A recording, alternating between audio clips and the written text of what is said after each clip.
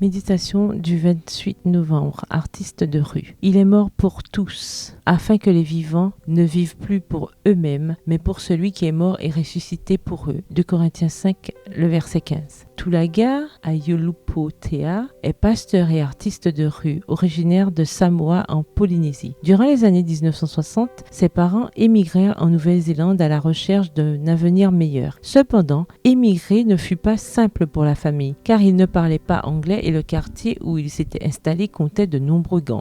Le crime devint une réalité quotidienne dans la vie de Tulaga. Avec le temps, Tulaga a commencé à s'impliquer dans les gangs, à voler et à consommer de la drogue. Il faisait aussi partie d'un groupe de rap qui était reconnu pour ses graffitis. Étonnamment, Dieu l'a appelé un jour à être pasteur. Alors Tulaga a tout laissé pour aller à Avondale College, l'université adventiste d'Australie. C'était le dernier endroit au monde où je voulais être, m'a dit Tulaga alors qu'il me racontait son histoire. J'ai détesté étudier le grec et l'hébreu. Un jour, pendant ma dernière année, j'étais dans ma chambre, frustré par mes études en pensant qu'il devait y avoir une meilleure façon de présenter l'évangile en dehors des méthodes traditionnelles. À 2h du matin, je me suis mis à esquisser un graffiti sur un morceau de papier. Je me rappelle l'avoir regardé et avoir pensé. Et si nous utilisions des graffitis pour prêcher l'évangile? Cela a pris plusieurs années, mais un jour, Tulaga a eu l'occasion de mettre cette idée en pratique. Il a commencé à travailler avec des adolescents en danger, en leur apprenant à faire des graffitis et en leur parlant de Jésus. Ils ont commencé à utiliser les graffitis, ces dessins généralement associés à des actes de vandalisme, comme un outil pour transmettre de l'espoir. C'est ainsi que fonctionne l'évangile. Dieu prend une croix, un instrument de torture, et en fait le plus grand symbole d'espérance. Il prend nos cicatrices et en fait des itinéraires. Il prend notre passé et le rachète pour sa gloire. Parlez avec Jésus, donnez-lui vos passions et vos talents et il les utilisera. Prière, Seigneur, tu es le plus grand artiste. Tu peins une grande œuvre d'art avec ma vie en utilisant même les choses que je croyais inutiles, même celles que je croyais devoir jeter. Je te donne de nouveau tout ce que je suis. Merci de me recevoir et de m'utiliser pour ta gloire. Amen. Bonne journée et que l'Éternel vous bénisse.